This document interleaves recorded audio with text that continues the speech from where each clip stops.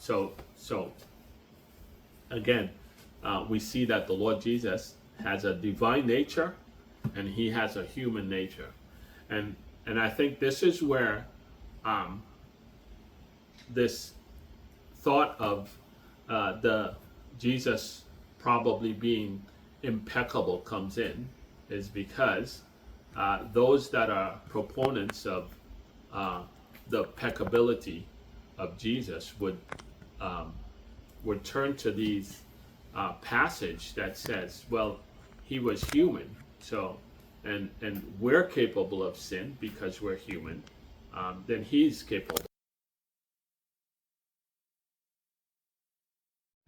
He's God, and God